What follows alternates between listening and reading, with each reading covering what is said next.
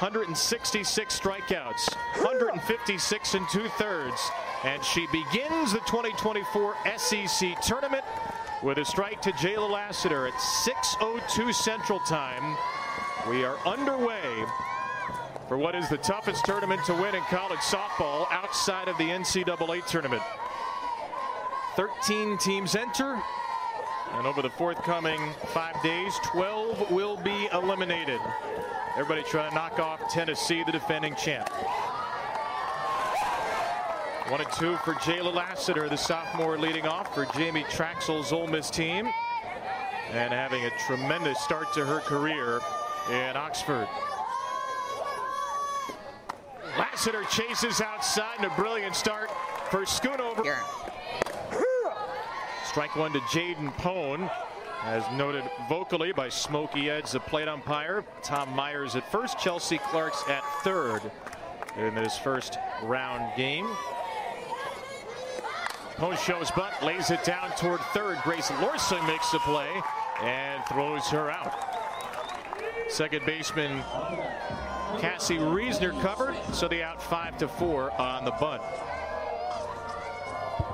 Jamie Traxel, fastest coach to 100 wins at Ole Miss. The lineup she puts out has the red-hot Ansley Furbush batting fourth. 4 straight with a home run before their season finale, but she's driven in a run in 7 in a row. Hoping to get a first inning chance here behind Paige Smith, who takes one up and away. You can tell already in this game, Kevin, that Schoonover is working at such a quick pace. She is an experienced pitcher, a veteran. She's aggressive.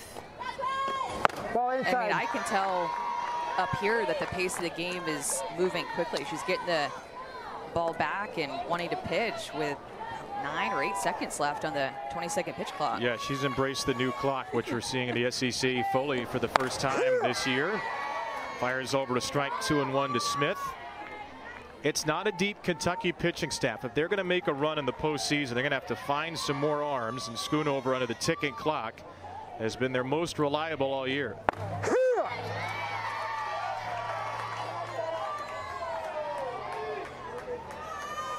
Her 23rd start, 34th appearance of the season. Out of Vicksburg, Mississippi, Stephanie Schoonover had a 181 pitch game this season against Alabama. Look, Kentucky, we had them early in the year against Florida. They were run ruled in the series. They started 0-6, very un-Kentucky-like. Such a consistent program for Rachel Lawson, but they have improved as the year's gone on. In the air to left, that ball's drilled by Paige Smith, and that ball is gone. Paige Smith delivers a home run at the SEC tournament once again. It's her time of the year. Had a game winner against LSU last season and has the first run of the SEC tournament in 2024. Remember that screwball that we told you about from Schoonover, her go-to pitch? This is it, and Paige Smith is looking for it. Look at how she gets her barrel to that inside corner pitch at about 65 miles an hour. She's ready for it, not phased at all. That pitch just too sweet for a 2-strike pitch, but the senior of Paige Smith, who will go down and have a legacy at Ole Miss, starts off this game with Ole Miss on the board. Outside. The most games played in a history of this program. Today is number 258 for Paige Smith, and she had struggled mightily for most of SEC play, but had a good last couple of weekends. Inside. She did not hit a home run in the league this year in conference games. 171, and she hits one in the first at-bat of the conference tournament. 3-0 now for Ansley Furbush.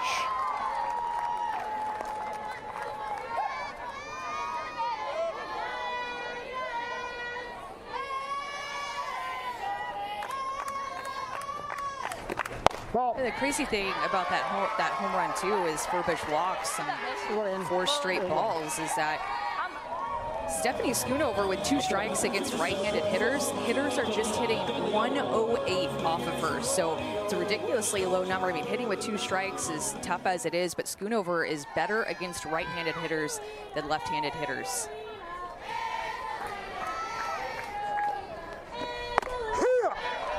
Angelina De Leon takes strike 1. There is suddenly some heft in the middle of this Ole Miss lineup, especially if Smith is going to get going. Furbush and De Leon have been 2 of the hottest hitters in the league the past couple of weekends.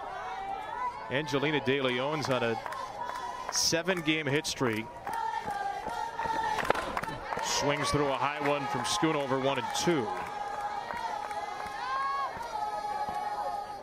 4 home runs, all in the last 10 games. She had 1 homer in the first 103 games of her career. And she's frozen. They're going to face Grace Sparks. Sophomore right-hander gets the ball for Jamie Traxel. She'll face Riley Smith, the senior, and begin the game with a hard strike 1. Grace Sparks is talented, coming from Texas and a sophomore. Got to keep the ball down. Just a 2.0 ERA, 70 innings pitched. This Ole Miss pitching staff has liked to spread the love around their pitching staff. A lot of the pitchers getting on the action pretty equally with the innings when you look at the numbers. Grace Sparks, though, more of a down ball pitcher. 2 strikes on Smith, who's the first of 4 straight seniors to open this Kentucky lineup. Riley Smith leading the Wildcats, 378 the batting average. Had a really nice year. 5 triples to go with those 4 home runs. And she chases one down and away. So Grace Sparks hits her strength in the opening at bat with a down and out strikeout. Yeah, and this is that down movement that Grace Sparks will go to often and early and all the time throughout an at bat. She likes to throw that drop ball that, even as you mentioned, ran away a little bit from Riley Smith. 65 to 67 miles an hour. Her go-to pitch is that drop ball. She'll throw it most of the time, and her best swing and miss is actually her screwball when you look at the numbers. Ball up. Nation hitting just 202 off that drop ball, which she throws a little more than 4 out of every 10 pitches. It's an Ole Miss staff that has a bunch of different pitchers that all seem to throw 4 or 5 pitches, so they can keep you off balance. Erin Koffel pops one up into short right field, and she's retired by the Ole Miss right fielder Jamie McKay. So Koffel, a rarity against Ole Miss, is not walked, and she's retired on just 2 pitches.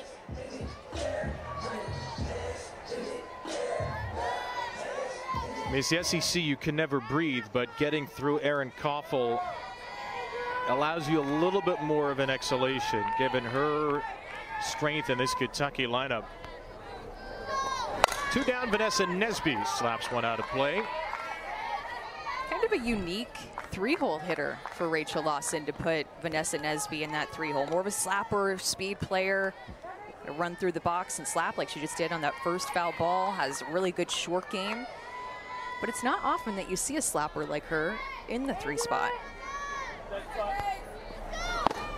fact, she hadn't hit higher than 7th until last weekend. Hit 3rd against Tennessee. She was only 1 for 11, but Rachel Lawson told us we just needed to put the ball in play more. And they feel like Nesby's one of their better hitters at doing that. Only 9 strikeouts on the year. Ball down. Takes down and in for ball 2. I mean, you just don't really see a slapper in the 3 spot very often, especially being the hitter that hits behind Erin Koffel, the more powerful hitter in this Kentucky lineup than in the country. Only 2 extra base hits on the year. They're both doubles. Ball up. Nesby's in a 3-1 count. Kentucky 8-16 in the league this year, 30-21 overall. Wildcats finished 9th last season. They're 12th out of 13 this year. Their first time in the opening round game at the tournament.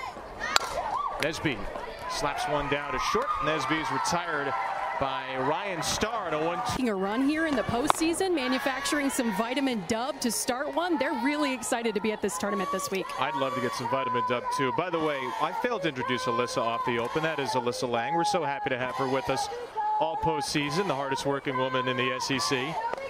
That's up and in. That one got the bat of Lexi Brady. So there you have it. Because of the stadium renovation, the average home attendance is 400 for Ole Miss, not due to lack of enthusiasm, just due to lack of space. They're going to have, they hope, a sparkling new complex next year and give the support that this team deserves. But yeah, they don't mind this. And remember last year Ole Miss was an 11 seed, upset LSU in their first game, had third seeded Auburn on the ropes, lost by a run in that game. They were very close to a run to the semifinals. And a lot of that team returns. And I feel like they're playing their best softball of the year here down the stretch. Well, and even winning 2 of 3 in Fayetteville last weekend. Lexi Brady, high in the air to right center field. That ball is caught by Nesby, who timed it perfectly up against the fence. Good contact by Lexi Brady. Schoonover is showing them more curveballs, and so you can tell that Lexi Brady is more prepared for that side, not swinging through that pitch, but making great contact. And Nesby timing that jump just perfectly. Look at the passion between Nesby and Lexi Brady. As she ran off the field, she's clapping her hands. Nesby with that catch. Next one's popped into right by Delaney Rummel. Kate Watts puts her out. You can tell already that this game means something for both of these teams. That jump was perfect. Remember, this is not her home field. She hasn't played out here very much, if at all, in that center field position, but a great focus and catch up against the wall for Nesby. And Schoonover is like, yeah, I want a little bit more of that. 2 quick outs for Stephanie Schoonover. A little bit low and away, Jamie McKay, the sophomore right fielder.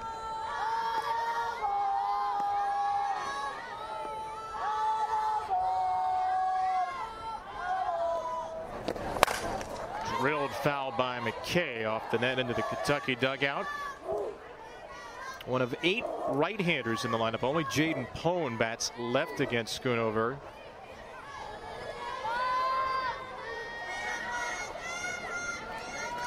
You mentioned the numbers earlier. They are much, much better against righties. 173 compared to 267. Koffel from short. That's just in time to get McKay. Great defense in the inning.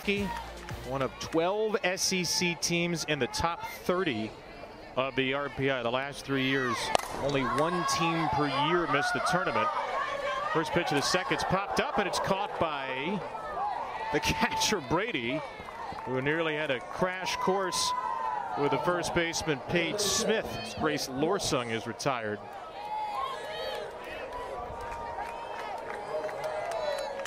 Yeah, Paige Smith definitely was calling for that pop up, and Lexi Brady just kept going for it too. That would be Paige Smith's ball if she is calling it. Much easier play for the first baseman than catcher. Ball outside. So ball 1, Grace Sparks to Peyton Plott. So 12 teams in the top 30 of the RPI.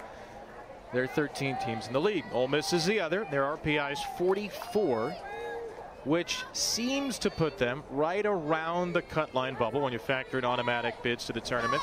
64 teams will make it.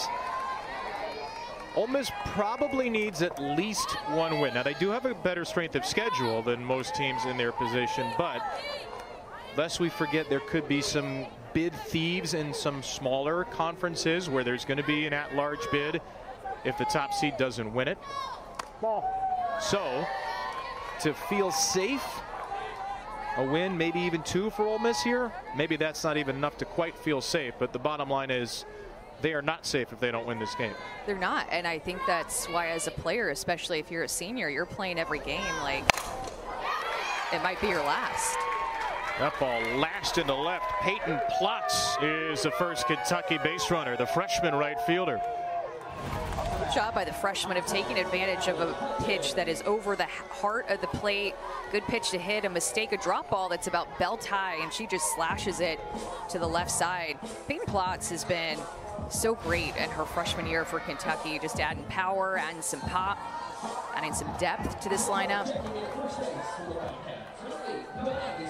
She'll come out for a pinch runner.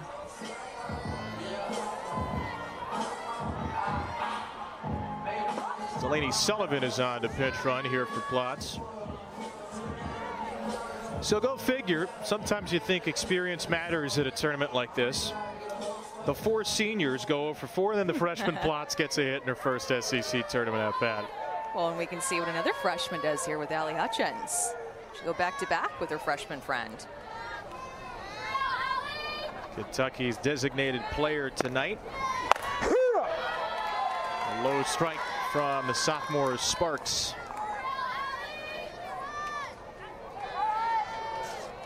Kentucky native Hutchins was 2 for 8 over the weekend at Tennessee, but both hits were homers, drove in 5.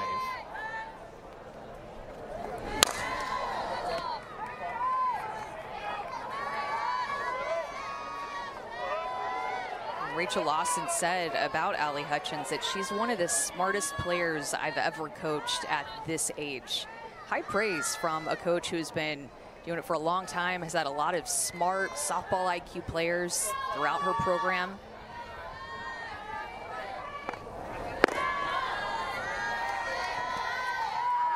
Quickly got the nickname Clutch Hutch. A walk-off hit against Stanford early in the season.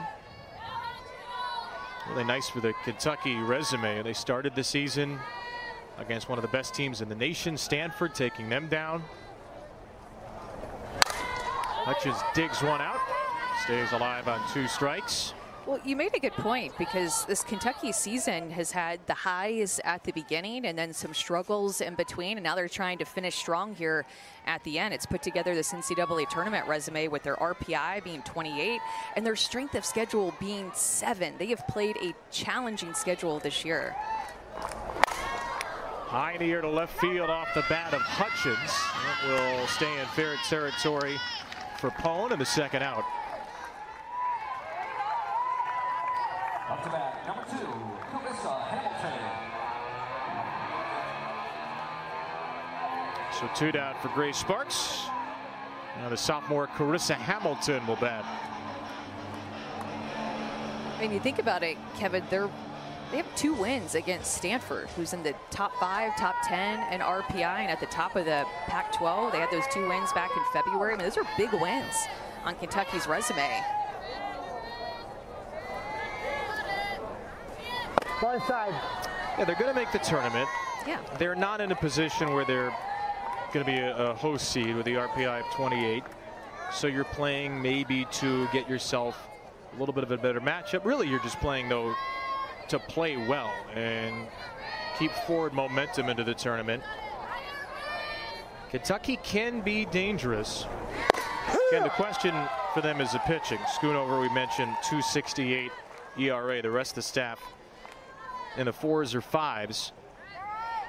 But you just never know with a team with this kind of talent, with 4 seniors at the top with Koffel, and then Plotz and Hutchins. We've seen freshmen with that kind of talent break out on this stage before. And again, any team that beats Stanford twice can go into a regional unfazed of any pitcher they're going to face. Well, Nigeria Kennedy was one of those games. She pitched one of those 2 games against Kentucky, so they beat arguably the best pitcher in the country. 9 wins against Quad 1 teams, 9 and 15. Hamilton takes a slow one off speed for a strike from Grace Sparks, 2-2. It's a nice changeup there by Sparks. Painted that outside corner. It's her 4th most thrown pitch out of the 5 she throws. Hard in and fouled away. Well, and you mentioned too what Kentucky is playing for. It's not necessarily to grab a top 8 seed or top 16 or to get into the tournament, but they're playing to be here and to feel this experience, a postseason experience with the cameras and the crowd and just the overall vibe and bigness of the SEC tournament. Trying to get everybody more experience. Bouncing ball to short. That's Starr. That's the inning. Grace Sparks #1 Florida, then Alabama, LSU in the same day to win their first SEC championship. Remember Caitlin Lee in that tournament, 4 complete games in the 4 wins. That is the shining star for Ole Miss, the SEC tournament. They're 4-10 outside of that all time. There have been 11 SEC tournaments for Ole Miss. That's the only one where they've won multiple games, which again, they may need to do this year to try to make it to the NCAA field. Ryan Starr, #9 hitter, transfer from Syracuse, the Oxford of Central New York, it's commonly called. Starr, Lassiter, and Pone 9-1 and 2 for the Rebels. Stephanie Schoonover misses up and away. I just like the way that this Ole Miss team, especially late this season, has embraced playing on the road, like Alyssa was talking about. I think that that's such a big part of their story. Jamie Traxel said, we're battle tested. We know that we have to win on the road. And they've played in some tough places too, some big stadiums. They've gone to Texas A&M, they've gone to Arkansas, Alabama, LSU. Those are stadiums that have big attendance numbers at those places. Tough places to play. I mean, SEC is tough in general, but especially that list right there. They're the first team to beat LSU this year. LSU was the last undefeated team in the country. Started 24-0 after winning the opener at home to Ole Miss. Then the Rebels won 5-2 and 9-2 in the last 2 games. This is the worst record in the SEC. The first team in the nation to beat LSU. It's a dribbler by Starr. She'll beat the throw from Schoonover. And a boost from Ryan Starr. Just a 163 hitter in the 9 spot. Works her way on with an infield hit. Yeah, Schoonover did everything that she could, but just a good job of battling with 2 strikes, putting the ball in play by Ryan Starr. Using her speed down at the bottom to turn over the order to a dangerous Jayla Lassiter coming up. Well played, but just speed wins. 7-pitch battle. Won by Starr as Lassiter squares to bunt.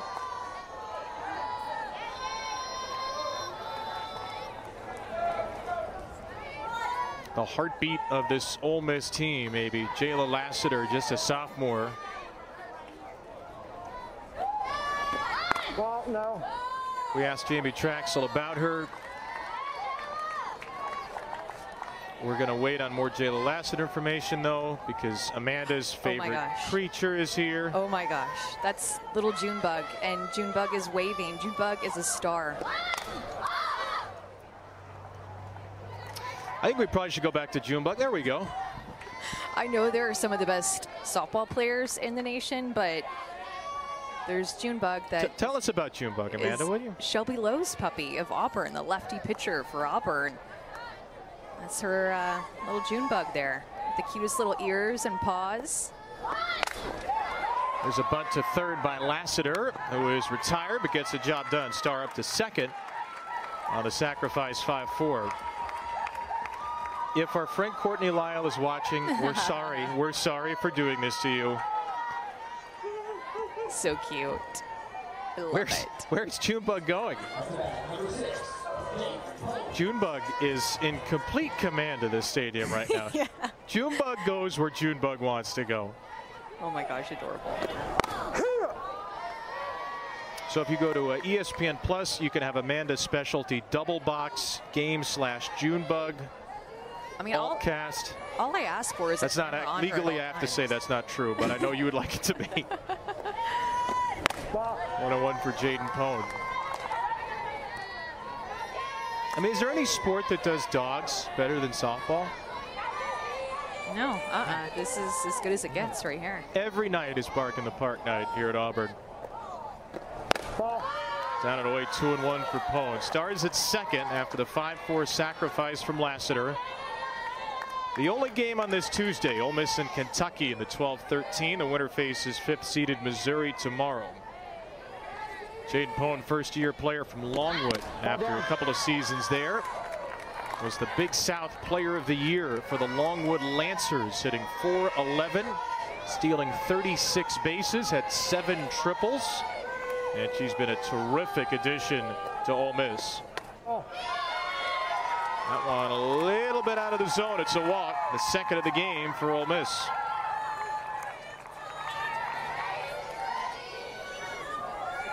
And here's the home run hitter from the first inning, Paige Smith.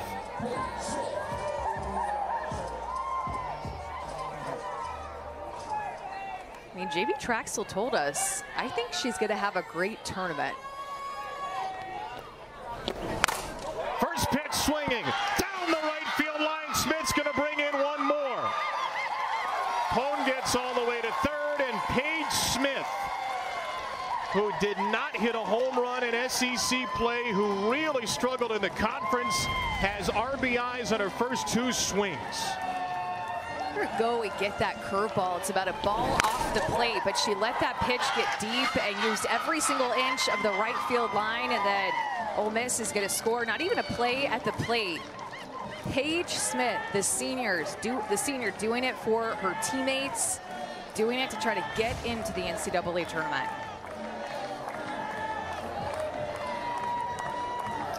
She had 83 plate appearances in conference games this year. No homers, drove in 5. That's what she's done tonight.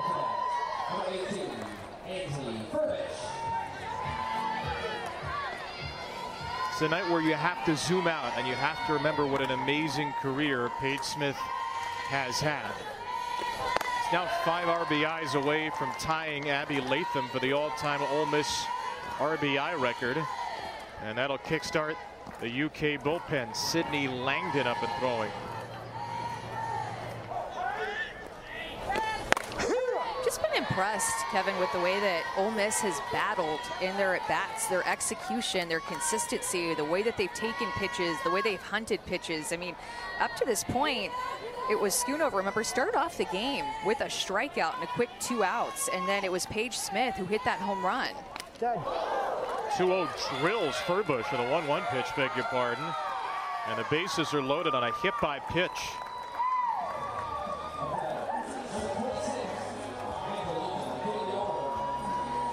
Schoonover will go to that screwball, and oftentimes hit batters. She has a lot of hit batters this season. Oh, right there in the hammy it hit her. The 31st batter she's hit this season, Schoonover. And Kentucky as a team's hit 55. That's 17 more than anybody in the league. So now Angelina De Leon is on a 7-game history, who's been home run crazy as the base is loaded. Ball down. And De Leon takes one just down and in. And when we talked to Jamie Traxel about their end of the season, she really felt like consistency and execution just have been coming together right at the same time here at the end of the season for her team. Out. And she referenced back to the series against Alabama where they left 27 runners on base. And a big motivating factor to put a little bit more emphasis on coming through with those runners on base and runners in scoring position. Inside, ball. And it's something that you have to have in the postseason. It's something that you have to do here at this tournament to win it, to make a deep run. Big chance here for Ole Miss to bolster up their lead. Big pitch here for Schoonover. Take it for strike 2.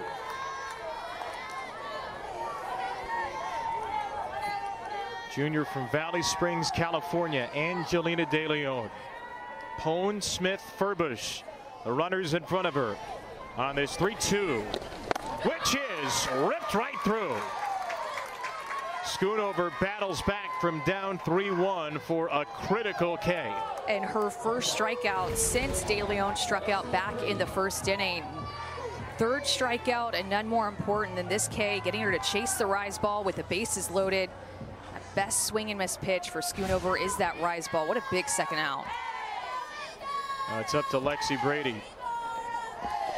Goes to the rise again.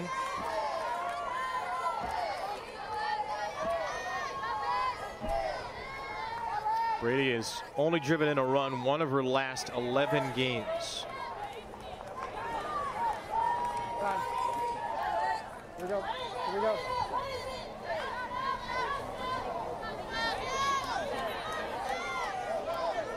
29 pitches in the first 2 innings for Schoonover.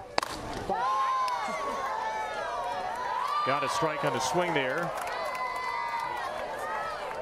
And the next pitch will be her 29th of this inning alone.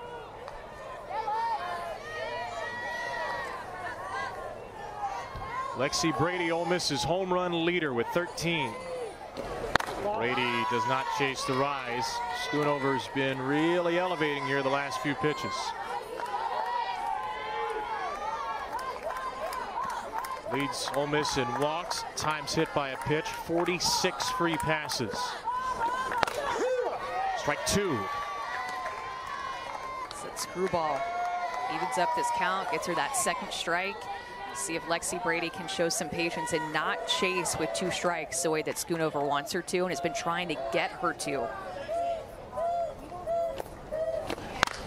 Up and in. What'd that hit? Hit the batter. Got her in the arm, and the guard with 2 strikes. The second hit by pitch of the inning, and Brady painfully drives in the 3rd run. Yeah, it was hard to tell exactly what it hit, but it looks like it got her right there on the elbow. Another hit by pitch in this inning for Schoonover.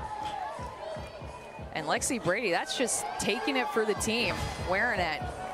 RBI for her, though, a painful one. That would hurt way worse without your elbow guard there. Hurt way worse with the run scoring as well.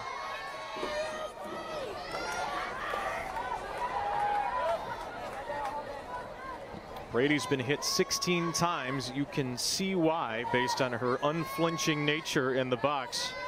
2 runs in the inning for Ole Miss. Delaney Rummel. Ball up.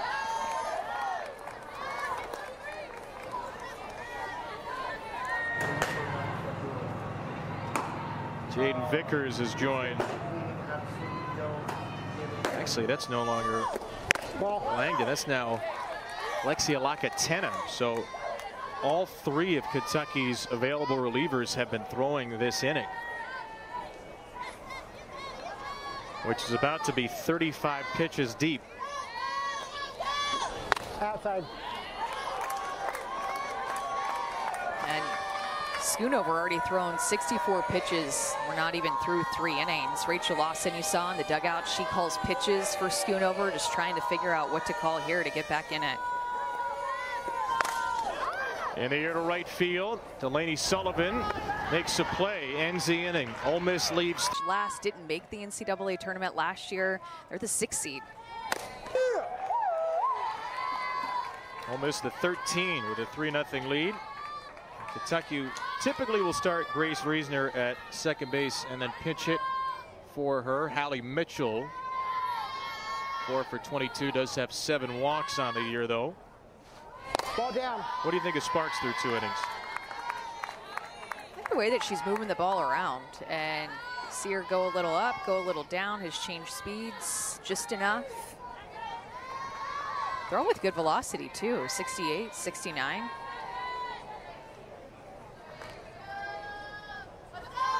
Here's that changeup. She really pitched well last weekend in the series they won at Arkansas. 11 1/3 innings, 2-0 to 1.24 ERA.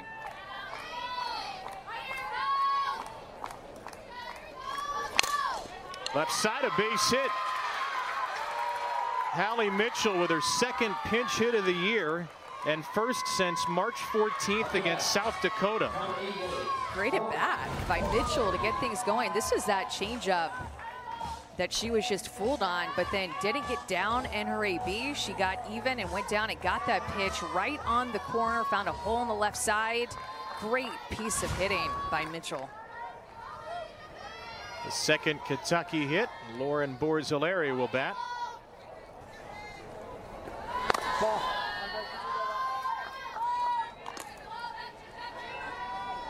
Borzilleri was splitting time a little bit early in the year with Miko Harrison. She's really taken over and made first base her own. Her 45th start of the year in that position.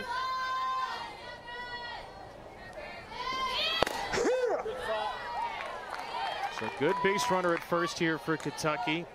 Harrison doesn't get on base a ton, or Mitchell, beg your pardon. 4 for 5 as a base stealer. And the top of the lineup, Smith and Koffel up next. So a good chance for Kentucky to dent Sparks. Left side base hit. Right in the 5.5 hole again. The last two Wildcats have pelted that portion of the infield dirt.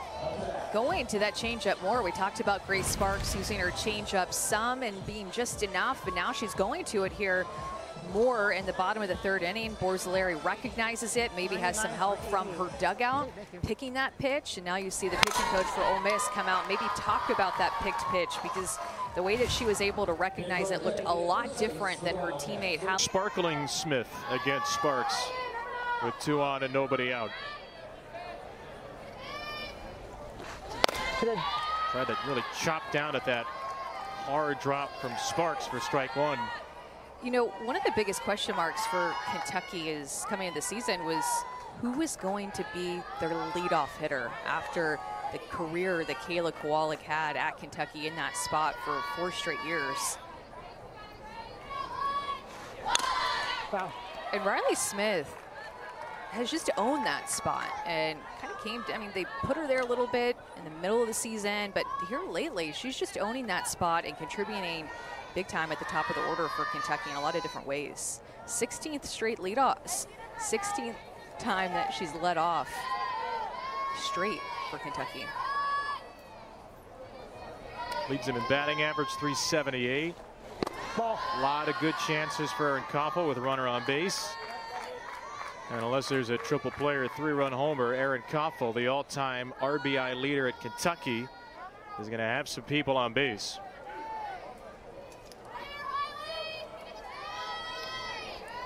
One-two from Sparks. A bouncing ball to second.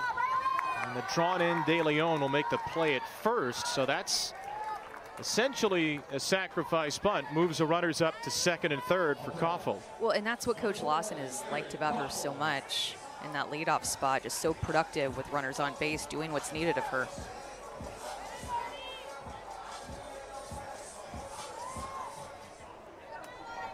Normally with the base open, teams don't pitch to Erin Koffel. This may not be a normal situation necessarily. Ball down. Normally Ole Miss doesn't pitch to her.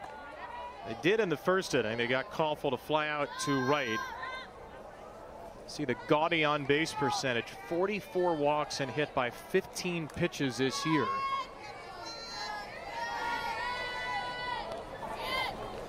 I would pitch around her. I mean, there's no way I would give her anything to hit with first base open. That's what Ole Miss typically does. They've retired her 5 times, but they have pitched around her in some form 11 of the 17 plate appearances a free pass. They do pitch to her on 2-0 and she demolishes it foul. This ball was crushed.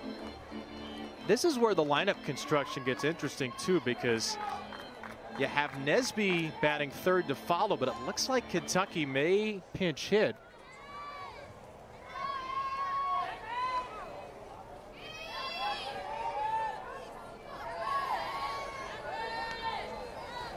Ball out. I just personally feel like you're playing with fire if you give her something to hit, especially after what she did with the one swing that she's had in this at bat. First base open, you got to make somebody else beat you but Erin Koffel. It would seem surprising if this pitch is within the same zip code as the strike zone. It is, and it's fouled away. They're going after her. Sparks Fearless has worked her way into a full count. So it is not Nesby, it's Erica Thulin who's grabbed the bat.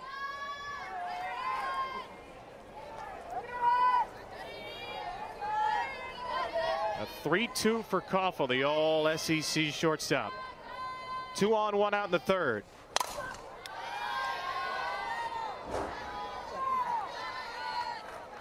When Erin Koffel sees you a second time, you typically do not succeed.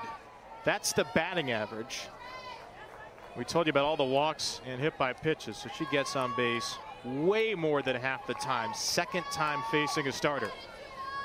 The 7th pitch from Sparks. Mitchell and Donaldson the runners, 1 down. And Koffel is not interested in walking. No, she's not. Chase that pitch. Our microphones make every pop of the mitt and every contact just sound so crisp and good. I love it. Add that to the typical crispness of Koffel's swing. Ball down. She finally walks a pitch, gets away. Mitchell to the plate and scores. Donaldson's going to come home on the uncaught throw by the catcher Brady to Sparks. And Kentucky scores 2 runs on a walk and a wild pitch.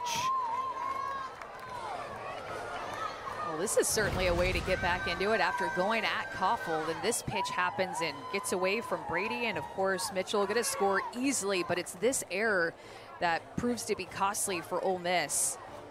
As Donaldson going to come around a score to bring Kentucky within 1. Just like Lexi Brady just completely missed that. Good read by Donaldson. Saw that ball get past Sparks and comes around to score. Big mistake there.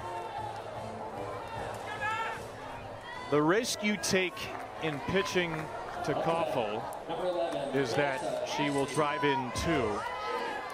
They walk Koffel and still give up 2. Walk, wild pitch, E2, and Nesby is going to come back to hit with a runner at second and 1 out. Well, and the one thing that you'll notice about how Rachel Lawson coaches is that she moves in pinch runners, pinch hitters, different situations, because Nesby wasn't even on deck. But once the situation played itself out, and it is what it is now, Nesby came from out of the dugout to actually get in the box and hit instead of a pinch hitter. She made the right call by bringing in Donaldson to pinch run. That may not be an easy read for most players, going 2 bases to score on that wild pitch. Well, and how about Mitchell coming in for Reisner to start off this inning? So the pinch hitter gets a hit. The pinch runner scores a run. It's been all good in this bottom of the 3rd for Rachel Lawson. Nesby takes one just off the plate. And now with a couple of runs in, with the situation different, she can save Erica Thulin, one of her better pinch hitters, for a bigger spot later in the game. 2 runs for each team here in the 3rd. The Ole Miss Rebels, the Kentucky Wildcats in the first game.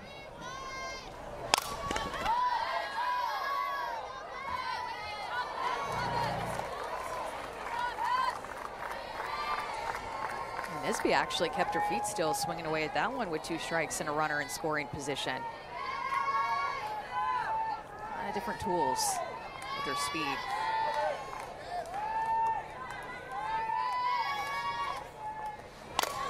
Nesby, little squid ground ball. Star's got to hurry. Out at first. Got her by a couple of hairs as Koffel moves up to 3rd. Look at this clean defense by Ryan Starr. She has to be absolutely perfect with Nesby's speed. A lot of spin on that too. She fields it cleanly, and then look at the angle she throws from. I mean, that is beautiful. Sidearm throw gets Nesby by an 1/8 of a step. Is that what we're calling that? I think a 7th is what I'm being told by our official measurements, but close. Ball down.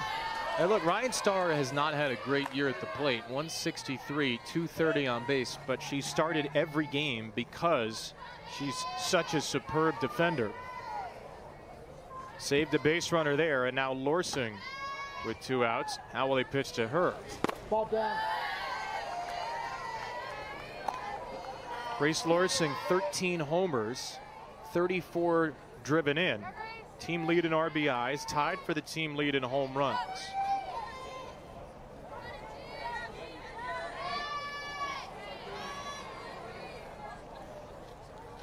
Outside.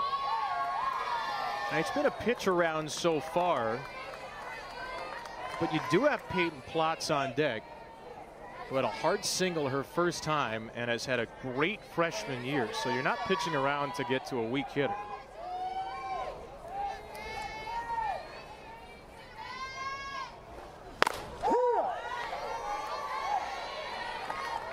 And given the on-deck hitter, given the count, how careful are you if you're Sparks here? I mean, Lorsung has been really clutch in her career at Kentucky after she transferred over, so you have to be careful here with her power. Corner to corner. And the count's gone to 3-2 on the strike call from Smokey Eds behind the plate.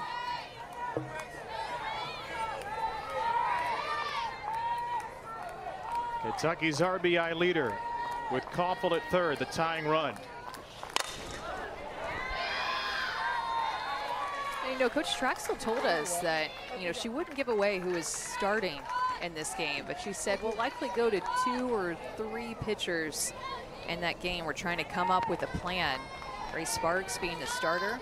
Interested to see who will follow her, if anyone. Nobody in the bullpen now.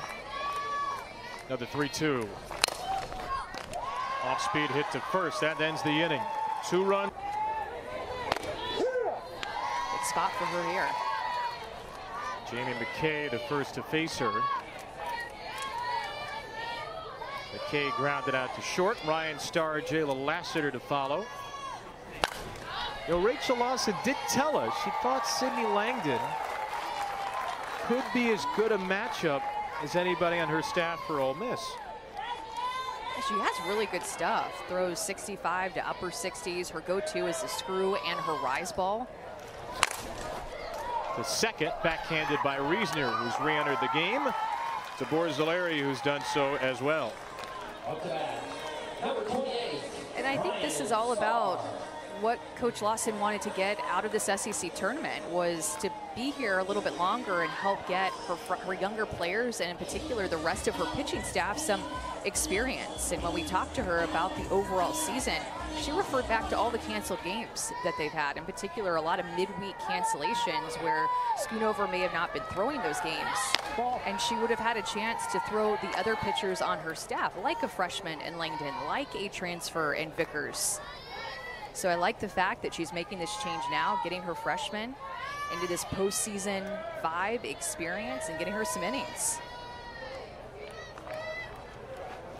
Ball up.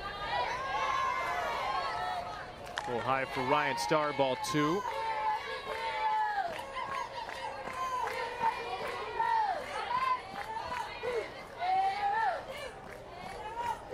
Langdon in his 13th relief appearance of the year.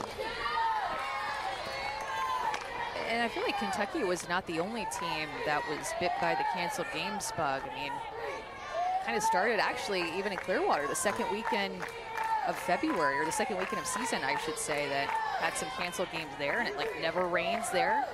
And then it just kind of kept throughout the season. They had 7 canceled games total. 5 were midweek games. UCF and Texas were their 2 canceled games in Clearwater, and then these games against Charlotte and San Diego State, Northern Kentucky, Eastern Kentucky, and Louisville, those are prime opportunities to get the rest of your staff some experience. Yeah, those 5 midweek games, let's say there's a run rule or 2 in there. Maybe you're looking at 30 to 35 innings. Stephanie Schoonover's probably not throwing most or even close to most of those 35 innings. So you come into the SEC tournament, Schoonover's 156 and 2/3 innings. Langdon's only at 60. Lakatena's at 47 and 1/3. Well, and when you look at the number of pitches thrown in SEC games, pitcher by pitcher, Stephanie Schoonover threw the most pitches out of anybody in SEC play. Had the ball a lot, had that 181 pitch game against Alabama. She gets the ball a lot, and she can take it too. She's proven that in her career, that she can take a high load of innings.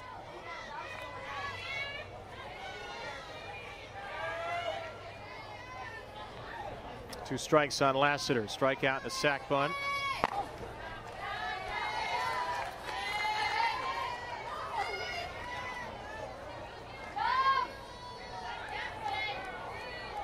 Intensity and passion, words that Jamie Traxel uses a lot. Talking about this sophomore from the state of Alabama.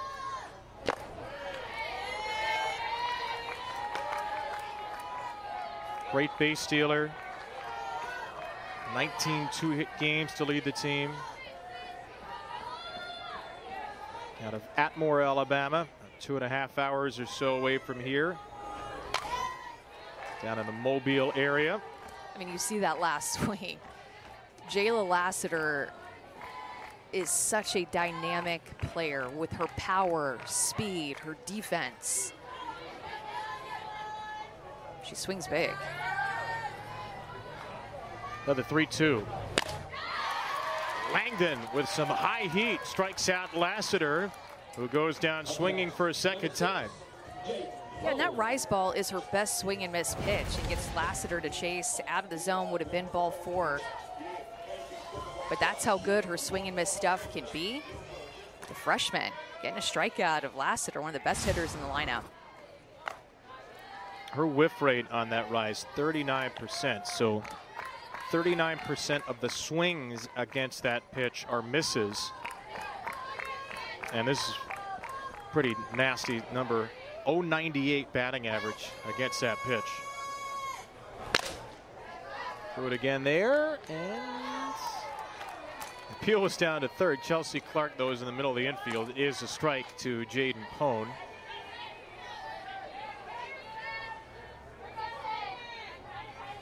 Walked scored back in the third, that 2-run inning. Ball up.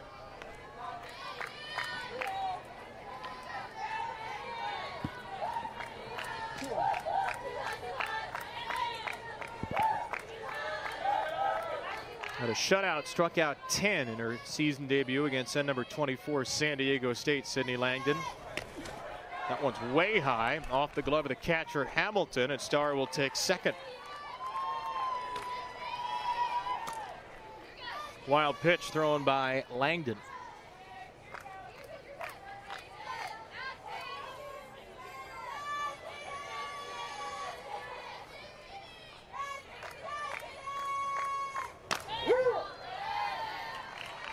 Mentioned Kentucky leads the SEC in hit batters. They also lead in wild pitches.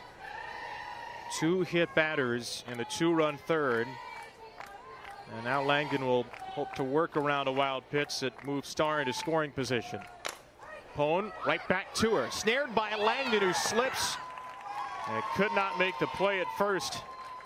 Jaden Pone puts runners at the corners with Starr advancing to third. Great job of Sydney Langdon even getting to this ball above her head, and Pone uses the ground, creates that high hop, and Langdon's able to read it. If she just would have not slipped, she would have had a chance to get that out at 1. And Coach Traxel said about Jaden Pone with her speed that she will challenge you within 60 feet to make plays. And bit of a break there for Ole Miss at Langdon fell. Now passing the bat to the hot hitter of Paige Smith with 2 on.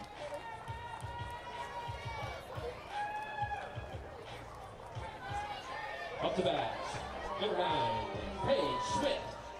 Well, as you heard Alyssa say, Jamie Traxel has been showing Paige Smith some previous SEC tournament highlights, and she's making some more of her own tonight.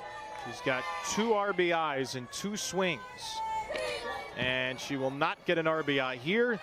She is the 3rd Ole Miss batter hit by a pitch today, and the Rebs have loaded the bases again. So many free passes in this game given up by the Kentucky pitching staff. First pitch to Paige Smith, trying to be careful to the home run hitter, and it gets her right on the shin. She takes this one like a champ. That really hurts. In Kentucky's 52nd game of the year, that's their 57th hit batter in the circle. And Furbush, who's walked and been hit by a pitch, bats with him loaded up. Big swing, and she's down 0-2.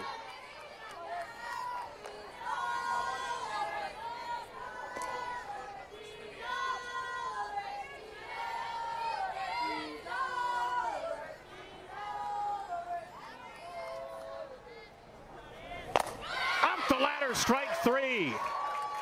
Rise and fire in the 4th inning for the 2nd round against 5th seeded Missouri tomorrow afternoon. Strike 1, Grace Sparks to Peyton Plotz.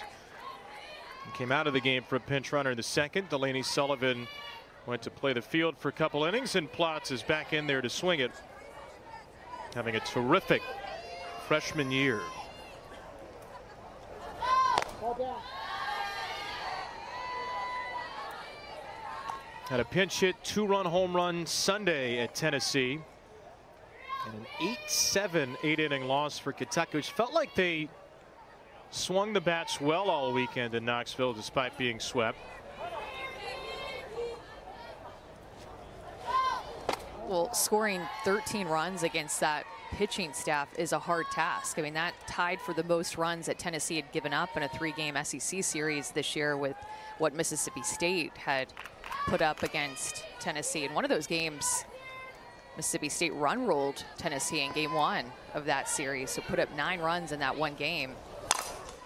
Bouncing ball toward the middle, good pick by Starr, and she's able to get rid of it after a bobble.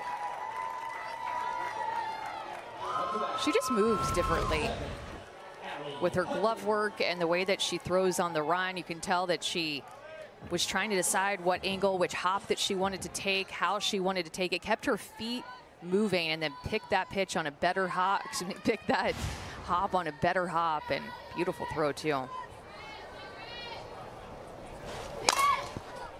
This one's a little bit easier for her. She'll throw out Hutchins. Couple of assists for the Syracuse transfer Ryan Starr here in the 4th.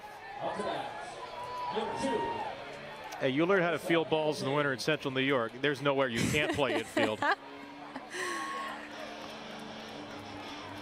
So 7 groundouts for Sparks, which plays into her strength as a big-time drop ball pitcher.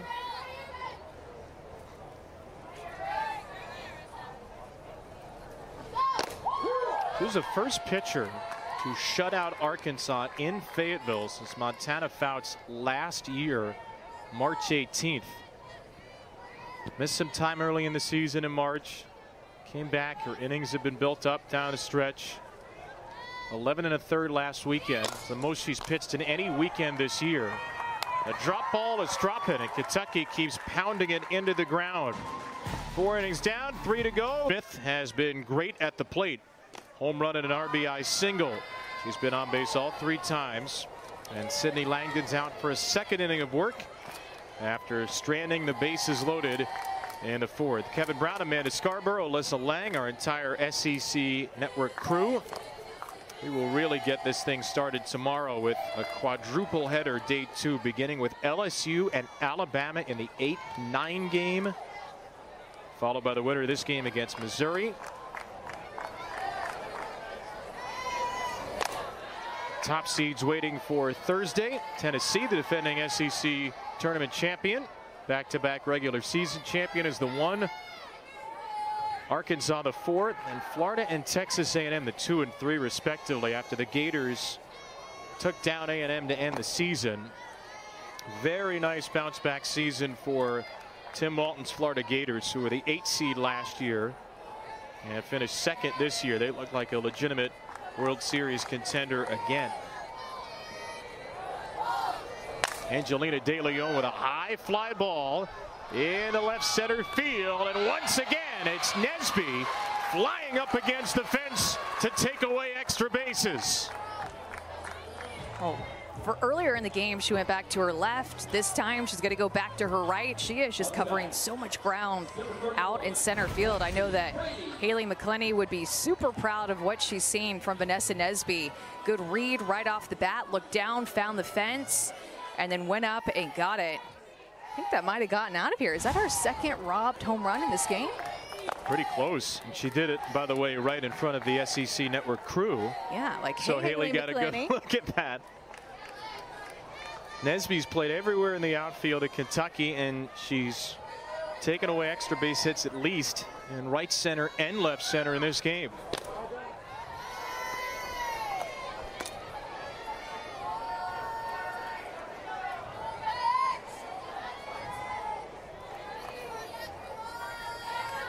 The senior captain not wanting her SEC tournament to end on day 1. Now this was back in the 2nd inning. Oh, an even better one. Just jumped right at the right time and hung in the air for a little bit too.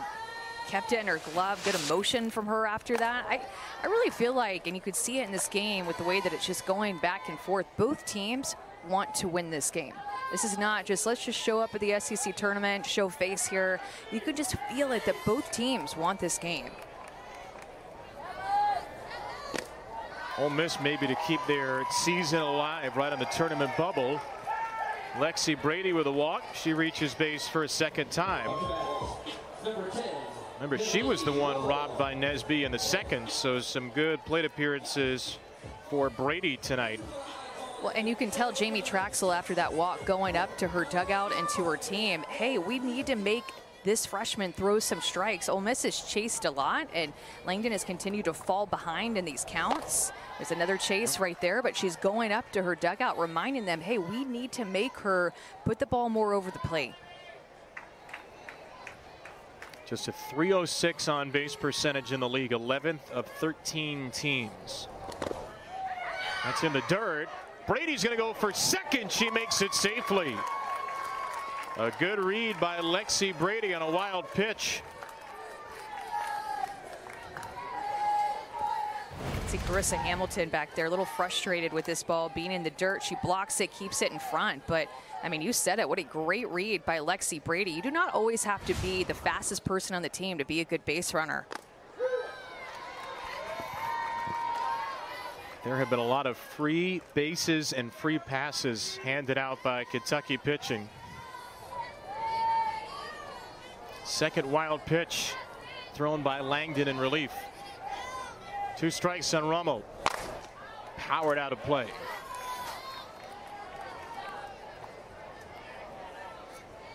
Delaney Romo had 1 home run on the season until 2 weekends ago, the Auburn series finale. It's her first home run since February 24th against Miami of Ohio.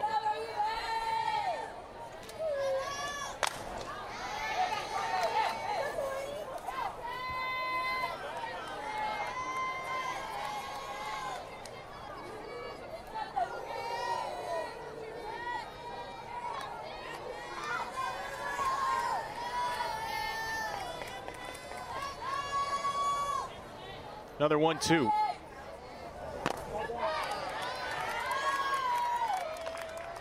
And Grace Spallman actually is first-year pitching coach, calling pitches for every pitcher on the Kentucky pitching staff except for Stephanie Schoonover. So Rachel Lawson, longtime pitching coach as well for Kentucky, calls pitches for Schoonover, but Grace Spallman does for the other pitchers.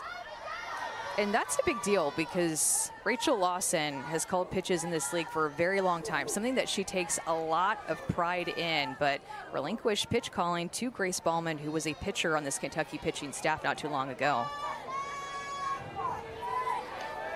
You can see Grace Spallman where she typically is, right next to her head coach, Rachel Lawson. Alyssa, they are not only right next to each other in the dugout, though, are they?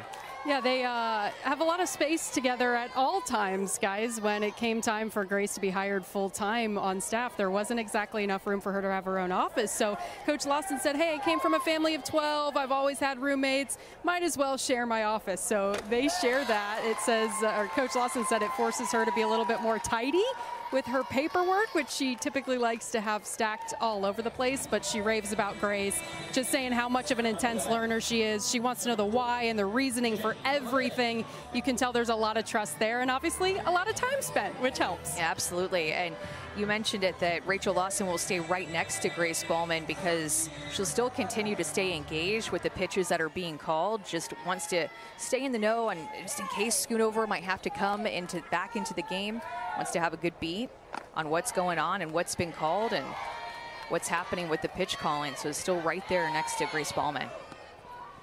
Rachel Lawson looked like she was about to come out before ball one. Strikeouts per 7. She's in a 2-0 count here against the 8-hitter McKay. There's a lot of freshman pitchers with great rise balls that entered into Division I softball. Keegan Rothrock comes to mind at Florida. Also Tegan Cavan at Texas. A lot of good rise balls. Off the corner for strike 1.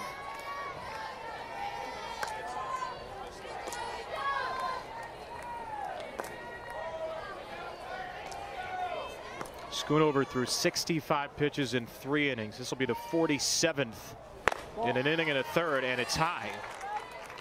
A lot of 3-ball counts.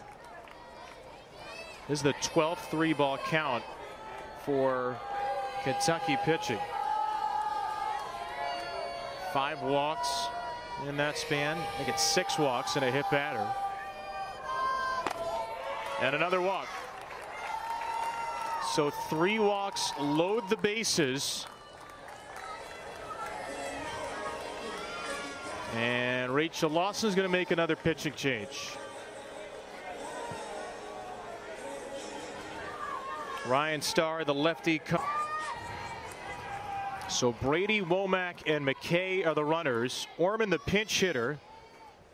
Vickers, the new reliever. There will be a quiz shortly on all that. Strike 1 to start Orman in the 9th spot. Both coaches using their roster. Making a lot of changes, wanting to win this game, playing to win. Putting the speed on the base pass, putting in some pinch hitters for matchups. Orman is 2 for 18 as a pinch hitter, 0 for her last 9. A junior from Myrtle, Mississippi. But the season number is much better than Star's. With the rally rooster looking out of the Ole Miss dugout. Orman, a high fly ball into right field. Should be deep enough to get in the run. Plotz will come home with it. The throw is a little late. Brady slides in to score. And Orman delivers a pinch hit sacrifice fly to push the lead back to 2. Another good example of execution by the Ole Miss offense in a different way to extend their lead now to 2. Off the bench, Orman coming through, getting under that ball, driving it to the outfield. And wow, 4 runs tonight. Most scored by a 13 seed. Yes. Remember where you were when the all-time 13 seed scoring record was shattered here at Jane B. Moore Field.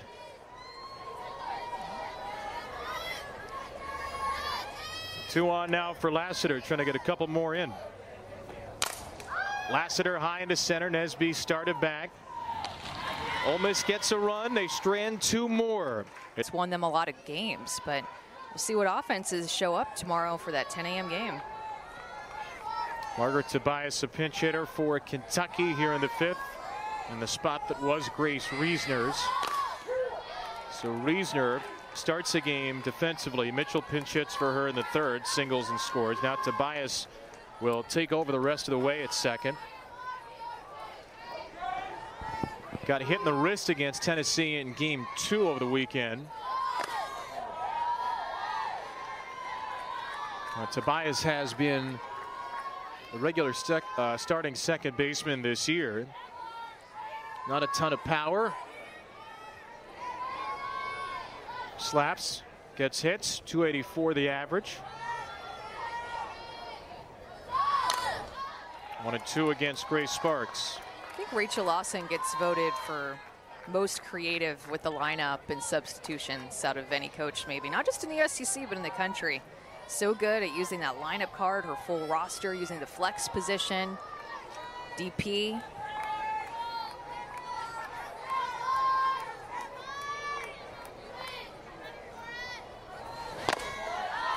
Yeah, Reesner was in this spot the original designated player. She was swapped at the plate as the 2nd baseman. So she and Hutchins flip-flop 6-8. We've seen 2 pinch hitters now, 2 pinch runners, and 3 pitchers. Not been enough so far. Ole Miss leading 4-2. A slow ground ball to 2nd, and Tobias retired by her counterpart De Leon. So that's 6 outs in a row for Grace Sparks. All ground outs since the walk, wild pitch, and error that scored 2 runs in the 3rd. Seems to me like she's just going more to that drop ball here late in the game. She was leaning on that changeup a little bit in the middle innings that we've had so far, and Kentucky seemed to be picking up on it.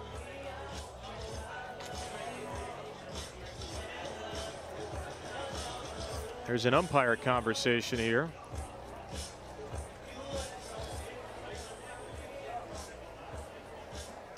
Smokey Eds. The ruling on the field is a fair ball out at first base. Kentucky's challenging that ruling. I think maybe whether potentially hit off of her foot, maybe. Did look like it kind of came off weird.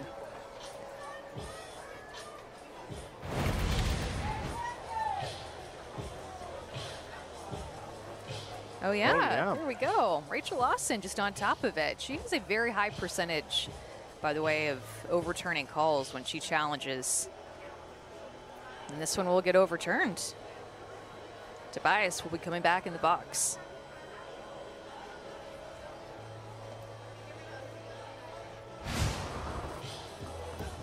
Two kick save.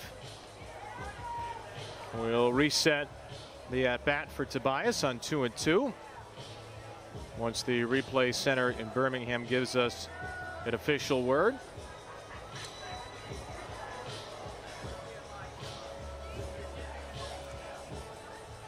I'm surprised this one's taking as long as it is. Yep. This looked like a one replay and done situation. After further review, the play on the field has been changed. Ball came off her foot for a foul ball. I'm not going to white it out yet, just in case she grounds out to second again, but I do have the whiteout ready. We'll see what happens here then, for your whiteout's sake. I'm not rooting for it for her. I'm just saying, hey, you're right about this. Rachel Lawson, nearly 70% on coaches' challenges this season. Try it again, 2-2. Left field, and now she's out for realsies. Rack up enough 7. It takes 6 pitches officially to get Tobias. And a good answer for Grace Sparks, who has allowed just 3 hits, only walked 1 in the game. She hasn't struck out a batter since Riley Smith leading off the game, but her defense has been mostly very good, with the exception of that wild pitch and error. Borzilleri 1 out. She's just given them such a great start. I mean, you mentioned the shutout to Arkansas, and she also threw 5 shutout innings against Texas A&M on the road. This is an Ole Miss team that has some really good wins in SEC play, with winning the series against Arkansas and then grabbing a few games here and there from some other teams. Ball down. If, and we're a ways away from that, but if Ole Miss can get through this game with only Grace Sparks, and they haven't had anybody in the bullpen all night, and they'd be in really nice shape for tomorrow. It's a tough deal for Jamie Traxel. Just got a reliever up right as we're saying this, because you have to play the long and the short game here. Kenna Cleathermos is up in the Ole Miss bullpen. I mean, if you lose the game today, Ole Miss may be out of the NCAA tournament. But if they think they need a couple of wins, you'd like to have something in reserve for Mizzou tomorrow. Right side foul territory, out of the reach of McKay. I liked how Coach Traxel told us about how after the Alabama series, they came together with the team and laid everything on the line and said that, look, here's where we're at. Really good team meeting, and really feel like after that meeting that they've been in playoff mode for 4 weeks, knowing what's it going to take for us to get into the NCAA tournament, and playing like every game is critically important. And at that point, too, they asked the team, what do you need from us? Let the team take more ownership, putting really great thought into what they needed in terms of communication at practice. Sitting at a 44 RPI right now, 25 strength of schedule. Would love, I'm sure, to see that RPI go up closer to 40, maybe even in the 30s with a good run here. Well, she said one of the things that changed their season was a trip to Louisiana Tech, where the game got canceled. A 4.5-hour drive. They stayed overnight. They get rained out. Hit a little, drove back. 9 hours in the bus. Said it was the best non-playing road trip we've ever had because of the conversation they had on the trip.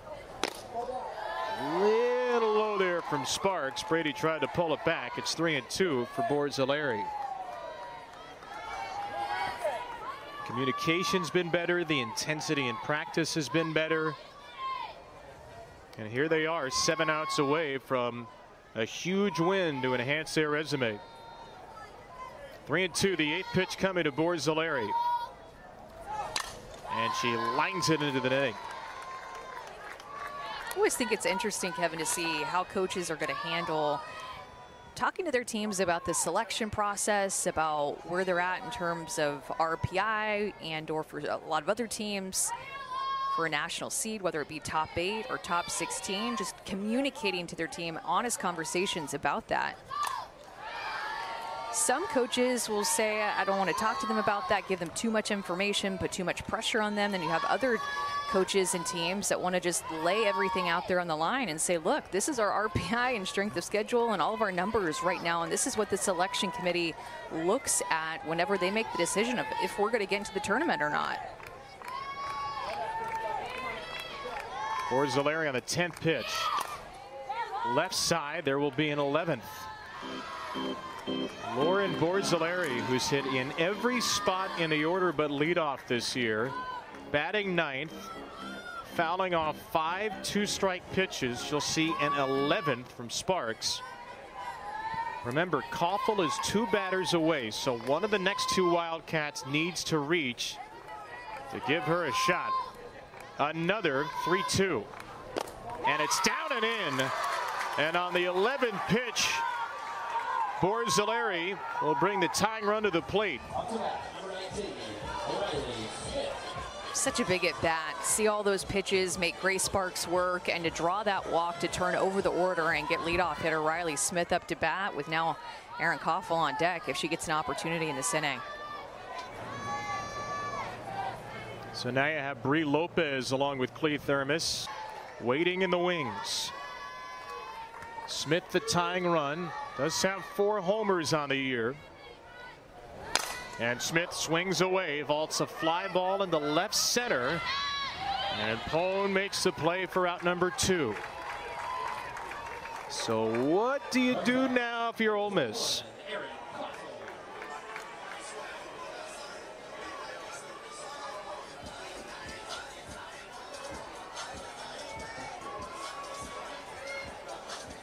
There's not a traditional base open, but would you pitch around her anyway if you're Ole Miss? I would pitch around her, yes.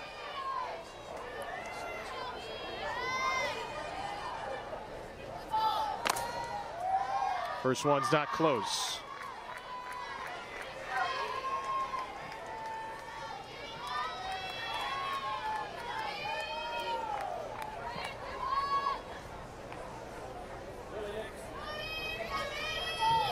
Yeah, and you can see Lexi Brady just setting up well outside, so pretty much this is going to be an intentional walk, but she's just not going to stand up.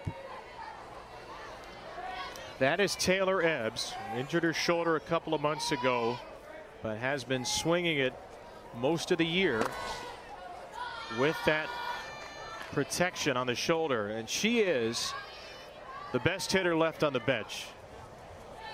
She is the best card Rachel Lawson has yet to play. And an unintentional intentional walk for Koffel. Puts 2 on in the inning for Ebbs. We'll see if with the lefty Ebbs coming up, if Coach Traxel brings in the lefty. Has in herself. It's a huge one here, Alyssa. 2 on, 2 out. The pinch hitter Ebbs, the reliever Lopez. Game on the line in the 5th. First pitch, there is that changeup, which would not even draw a passing glance from a speed zone camera.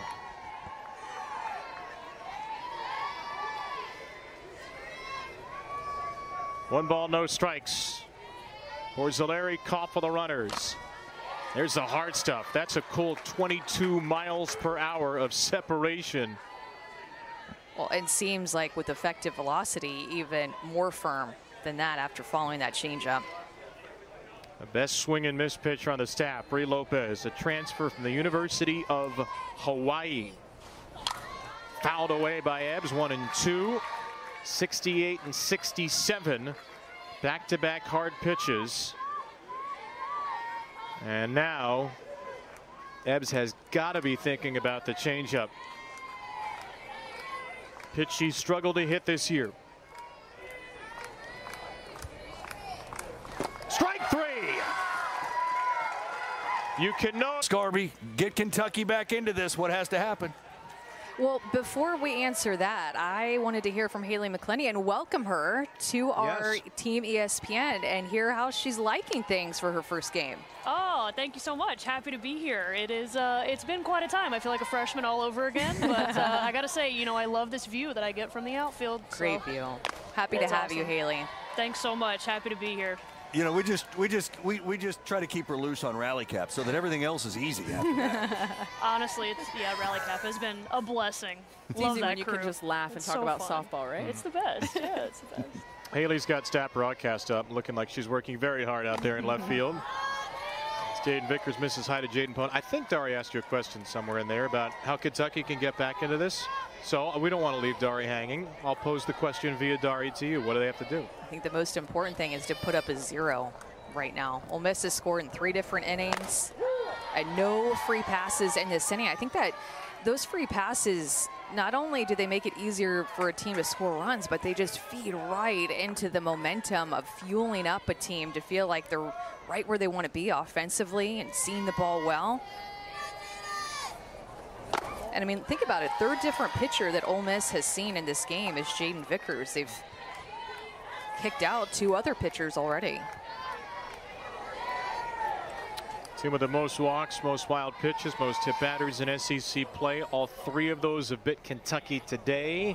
3-2, slap fair. Pass it drawn in, Lorsing into left field. Pone's going to push it for second. She's there. A headlong double to start the Ole Miss 6th. Jane Pone is so electric up at the plate, runs through the box and gets that pitch that is more up in the zone, and saw that ball get deep into left field, didn't hesitate to get herself to second base. She can run bases well. She's electric up at the plate with the different tools that she has in terms of being able to lay down a bunt, power slap like that, and use her speed to get herself into scoring position. Paige Smith does have 3 sacrifice bunts on the year. But with the big day she's having, Jamie Traxel will give her the green light to swing away. Opened the scoring with a 1st inning homer. Added the game's 2nd run with a 3rd inning single and hit by a pitch to boot.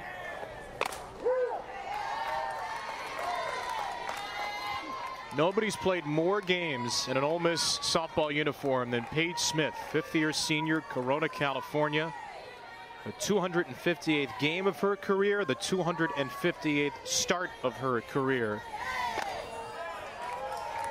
Her former teammate Michaela Alley had the record. Paige has broken that as of this weekend.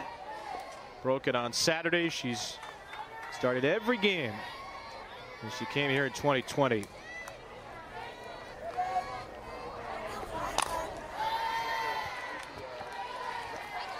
Time for tonight's Reliable Connection, brought to you by T-Mobile 5G Home Internet. It's her connection and that home run back in the 1st inning. And look at how this is on the inner half. And then later in the game, a single on the outer half. So being able to crush the ball inside, crush the ball outside, both of those hits provided RBI for Ole Miss. I mean, you can just tell, too, with the way that she's locked in, that home run came with 2 strikes. And then that single later in the game in the 3rd inning came on the 1st pitch of the at-bat. Paige Smith just looking to do damage for this Ole Miss team. And 4 of the 5 hits for Ole Miss tonight have come with 2 strikes. Looking for another. She grounds it to short instead. Pone going to 3rd. Good throw would get her, but it's dropped. Pone heading for the plate. Pone is out there. But we have an obstruction call, it looks like. Smokey Edge with an obstruction call. Score the run, and it's 5-2. Rachel Lawson's immediately calling for a challenge. But Smokey Edge had the left arm out as Pone was coming into home plate.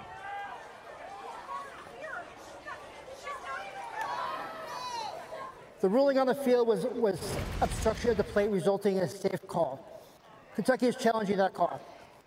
And to me, it's all about where Carissa Hamilton is set up with when the ball is on the way. Look at where she is. Before Riley Smith even lets go of the ball, she's blocking the leading edge of the plate. And that's a spot that you do not want to be at if you are leading edge. And Jaden Pone wasn't quite even close to the bag yet. I don't know.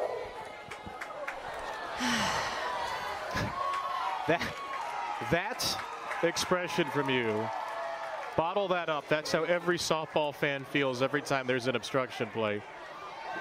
Deep sigh. So 2 out in the inning. Great play by Riley Smith as well. Her 6th outfield assist of the season keeps this a 4-2 game.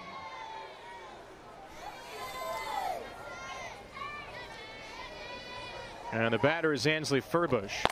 And that's what I think is most frustrating about that call, is that after a great play made by Riley Smith, we're sitting here just so wrapped up in obstruction that you then have to go back and just talk about how great of a throw that was and play by Riley Smith in left field.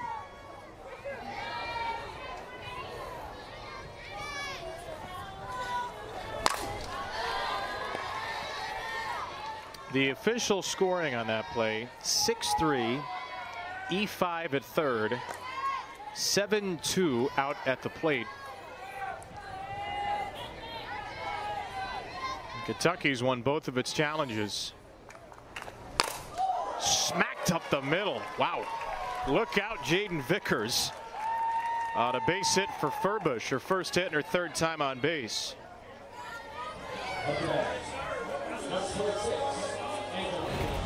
Furbush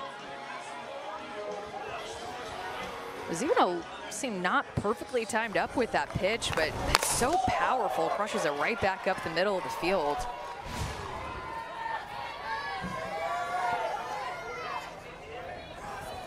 Here's De Leon.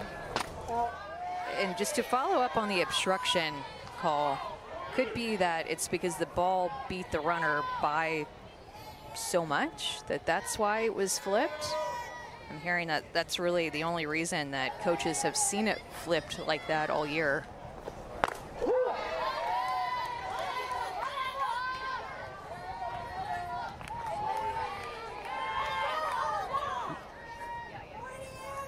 I mean, we could be honest about that, right? That shouldn't be obstruction. The ball beat her by so much. Yes, yeah.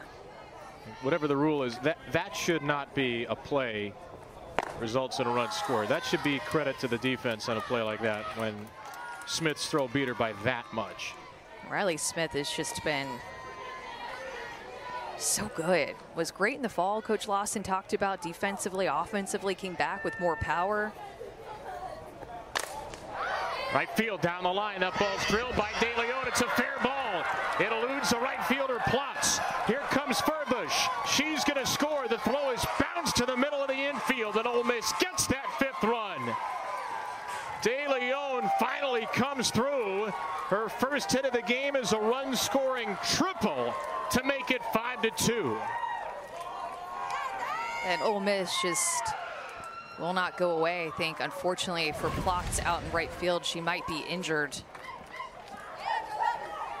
De Leon has struck out twice in this game and has come up with runners on at each of her at-bats that she struck out on. Hopefully Plotz is okay. Furbush going to score easily. I mean, Ole Miss is just trying to tack on runs here to extend their lead. That is a big run, especially after a run getting taken off the board with that obstruction call. Plotz kind of landed a bit awkwardly. She will leave the game. This is a triple. So De Leon with the RBI triple, her first triple of the year.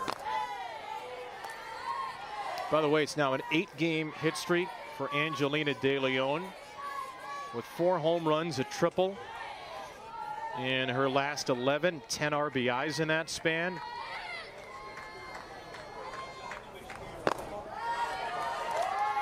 Ball 2 to Brady. Yeah, and you love to see, Kevin, the fact that different Ole Miss players have gotten involved in this offense. Several different players have RBI. In fact, there's 4 different players with RBI. So it hasn't just been about Paige Smith, although that 2-out home run that she hit with 2 strikes was definitely the spark that Ole Miss needed early in this game to get them on the board first. But good execution, great at bats, working the count when they need to, being aggressive and hunting in hitters counts like De Leon and that 2-1 triple. And there's another walk. Brady walks for a second time. The 7th walk for Ole Miss, which has looked like anything but a 13 seed tonight. This is the worst team in the conference. This is a loaded conference.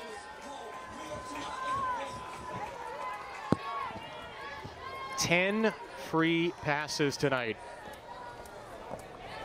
in 5 2/3 innings. Like 15 3-ball counts. And you have to give them credit as well for getting Stephanie Schoonover out of the game pretty early in this game. She is Kentucky's ace. She is their go-to pitcher, one of their captains. You see that C on her uniform, and got her out of the game early. Got to the bullpen.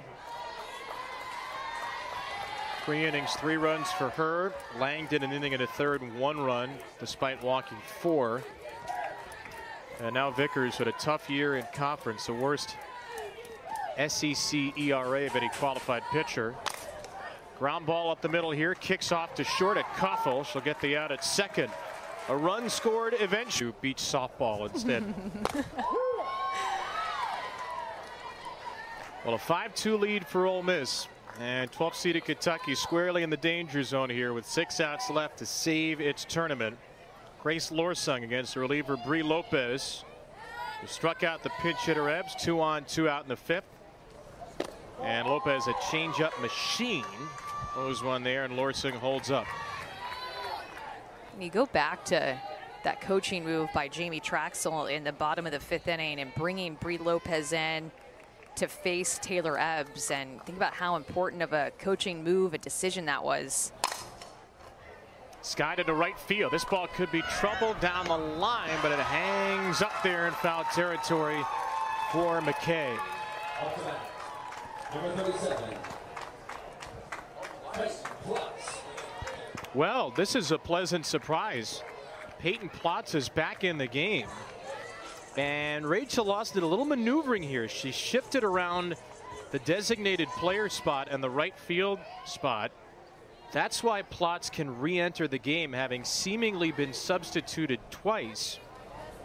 She was actually moved into the DP spot, so technically she never came out of the game a second time after landing awkwardly here, grabbing her left shoulder.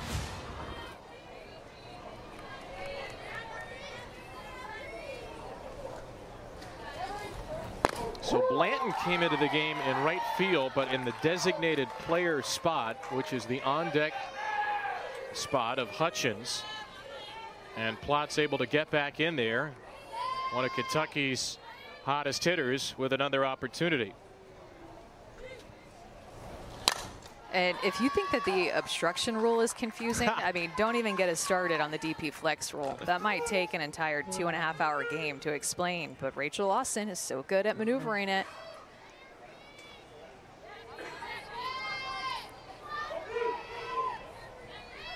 Must be like a beautiful mind in Rachel's head right now with all the different maneuvers she's made. But Plotz goes down here. Lopez with a couple of strikeouts in relief. Going to that changeup. Both of her strikeouts have come on this changeup. Again, she throws this changeup 52% of the time. And she transferred over from Hawaii, where she used her changeup, but not nearly as much as she's using it this year at Ole Miss. Over 50% of the time here at Ole Miss. But I'm going to tease this and wait until you see what the number was last year at Hawaii. Okay. The number was 13% at Hawaii. 13%. So she's quadrupled that.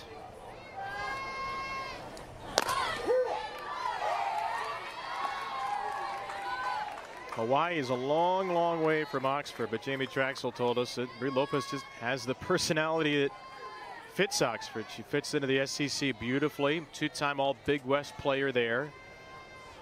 A couple of Rebels getting loose behind her.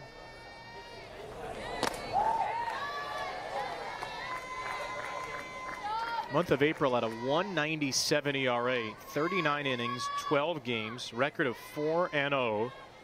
So she and Sparks pitch really well down the stretch, and they've been terrific tonight. Blanton on the ground to first. That ball is just foul. Just turned at the last moment for strike 2.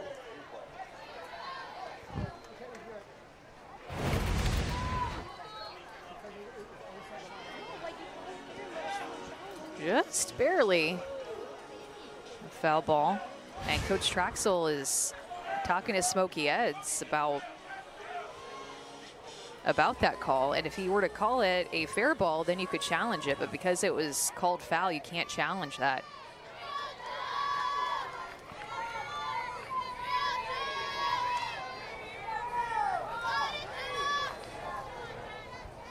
Another 1-2.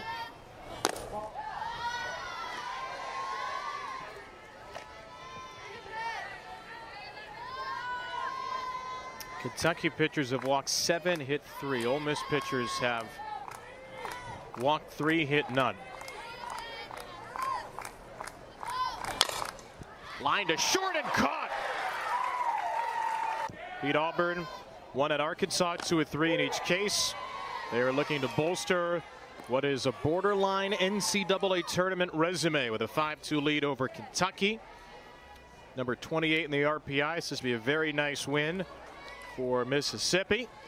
Here's the resume right now. 44 is the RPI. That's usually right around the cut line for that large team. Good strength of schedule. Not a good record against the top 25, though a lot of wins against the top 25. Down to third from McKay. Oh, Lorson throws it away. And McKay will slide into second. Grace Lorson commits her 8th error of the season.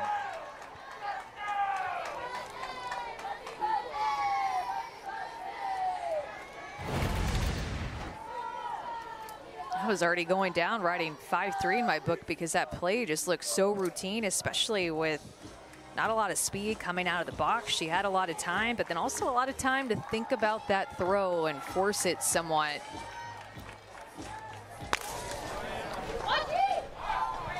Just airmailed it.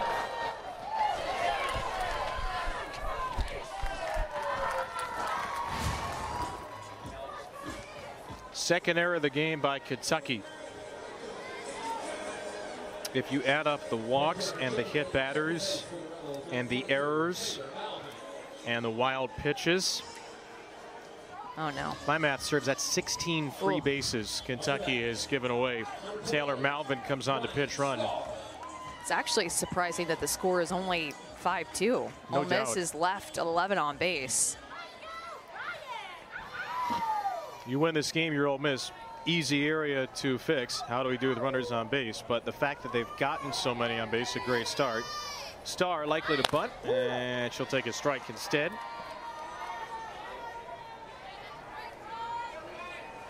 Well, and you would think with Kentucky's RPI being 28 and Ole Miss being 44, I mean, I would think that Ole Miss, if they win this game, that their RPI would go down a little bit, playing a better team. I mean, I think that, but that would require me to know how the RPI works. Yeah, same. That's, oh my. Probably. We're just really just kind of tacking these on. Obstruction, right. DP flex, RPI, and just the intricacies of it. Is this Festivus? Airing of grievances tonight? Oh, man. Obviously, it's good. It's good for the resume. It's not a top. And there was a big difference in those top 25 wins. When you look at the resume. I mean, if you're just going by the data and you're taking the conference out of it, obviously the SEC gives you more opportunities, but it's a compelling strength of schedule. Beat Missouri tomorrow. This thing's going to look a whole lot different for Ole Miss.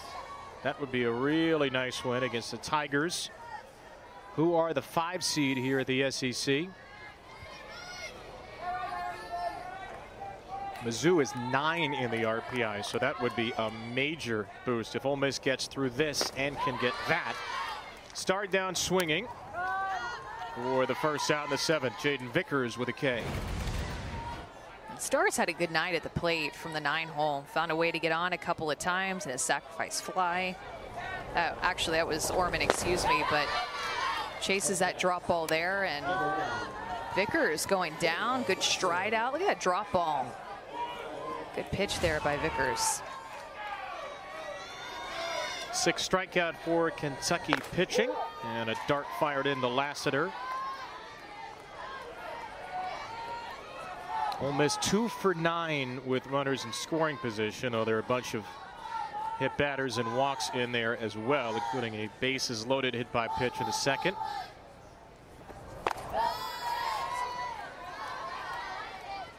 And Kentucky, meanwhile, has 2 walks, no hits since the end of the 3rd inning.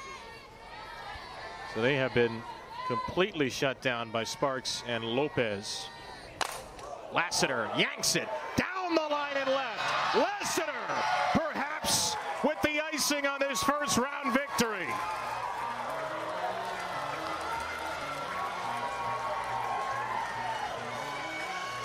Don't let the Rebs get hot.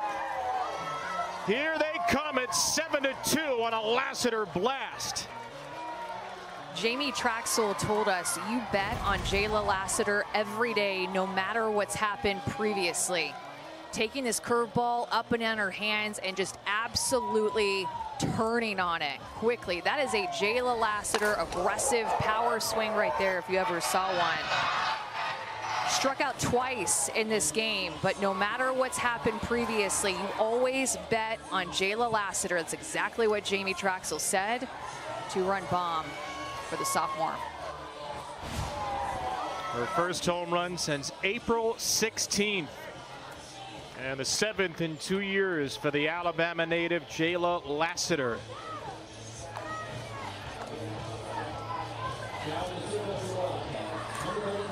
Jamie Traxel told us that Jayla Lassiter was playing first base when they recruited her. She laid out for a bunt in a championship game, and Jamie said she turned into the dugout like, oh, finally got in on the home run action. And finally a big hit with runners in scoring position. 7 runs, tied for the 2nd most for Ole Miss in the SEC tournament.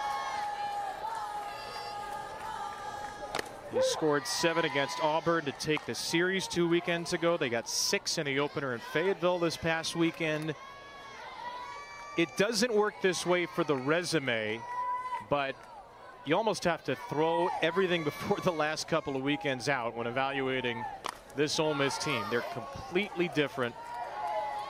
They are playing their best softball of the season in the last couple of weeks, which is what every coach wants. Are you peaking in May? Jamie Traxel's team clearly is.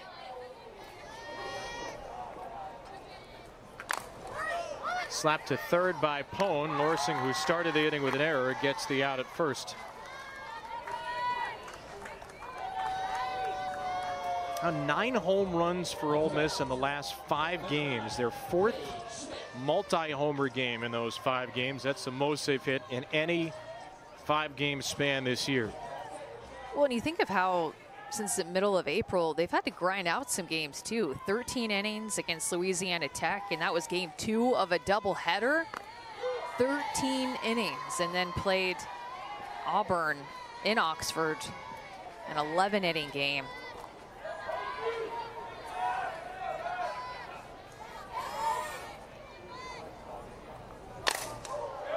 That's in the air to right off the bat of Paige Smith.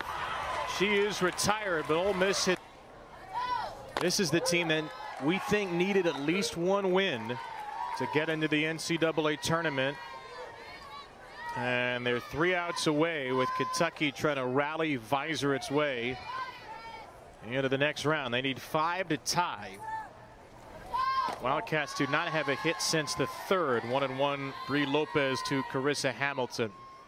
Well, I think it's a good sign, Kevin, for their offense too, because I feel like in their turnaround late in the season, they've been led by their pitching staff and being able to pull the right strings, put in the right relief pitcher, have great moments from Bree Lopez, as you mentioned, that her ERA these last several games under 2. But not just relying on her, Grace Sparks, McKenna Cleathermos, Ainsley Furbush, everybody contributing to the pitching staff to make them really deep and to be able to utilize them with different matchups to keep offenses off balance. A little soft looper to first. Smith is there for the first out of the 7th. Number 20, Erica Dooley. 5 pitchers with 60 innings or more on the staff for Ole Miss. That is an uncommon situation. McKenna Cleathermos, who has their most starts, most innings coming into the game, has not pitched tonight. Caitlin Riley's been their second best pitcher by ERA and has made their second most starts. She didn't pitch tonight, so if Ole Miss finishes this off, they're really well rested for Missouri tomorrow. Well, and that's so different than what you see from a lot of the other SEC teams where, like, even Kentucky relies on Schoonover heavily. Florida relies on Keegan Rothrock heavily. Texas A&M relies on Emily Kennedy heavily. It's really unique, that percentage of innings that's spread out all throughout their pitching staff, not just relying on one person.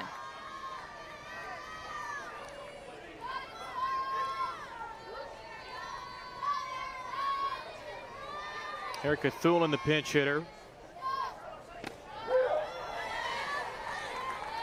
And they all have different looks too, Kevin. You have Lopez with the changeup. You have Cleathermos with the rise ball. You have Sparks with the drop ball. They all have different looks that have made this really a complete pitching staff and tough to go up against. Be a tough scout for Missouri, I'd think. Who are you going to scout? Cleathermos, Riley, Lopez. If she gets out of this inning quickly, certainly be available for tomorrow. Great changeup here. Buries his pitch in the dirt and still gets a swing and miss out of the zone.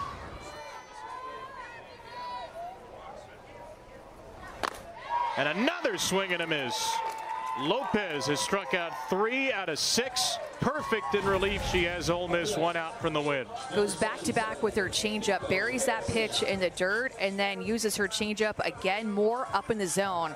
Locating that pitch, throwing it over 50% of the time, putting that changeup exactly where she wants to. Miko Harrison will pinch hit, the last hope for Kentucky. Harrison rips through strike 1. I mean, it's very unique that you find a pitcher that goes to their changeup 52% of the time. You just don't really see it. There it is again. It's now, I think, 4 times in a row she's gone off speed.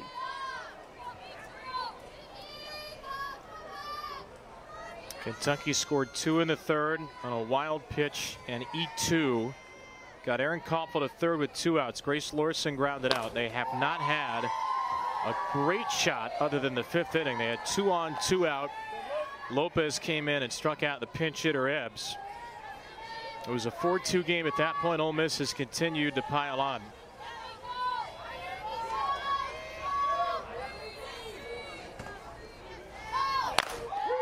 Strike 2. And Ole Miss is on the doorstep of victory. Game where Kentucky's thrown everything at them. They've used their entire roster save 3 players.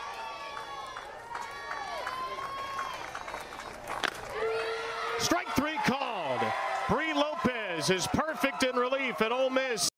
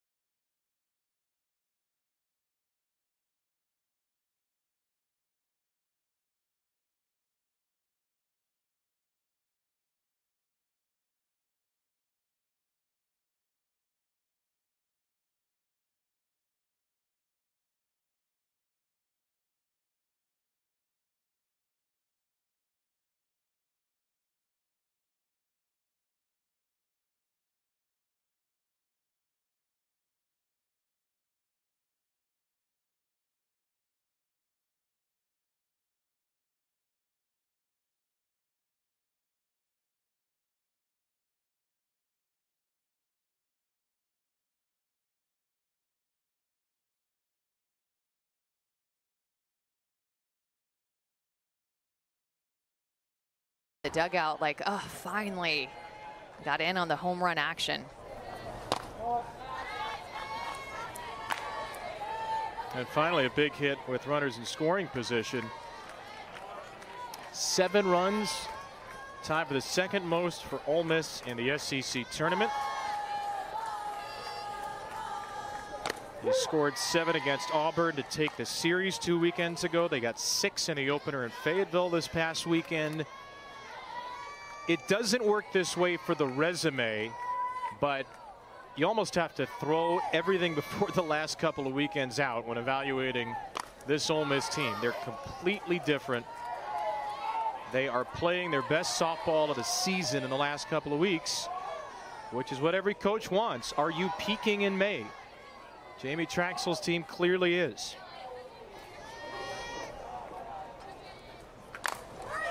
Slapped to third by Pone. Lorsing, who started the inning with an error, gets the out at first. Now 9 home runs for Ole Miss in the last 5 games. Their 4th multi-homer game in those 5 games. That's the most they've hit in any 5-game span this year. Well, and you think of how since the middle of April, they've had to grind out some games too. 13 innings against Louisiana Tech, and that was game 2 of a doubleheader. 13 innings, and then played Auburn in Oxford, an 11-inning game.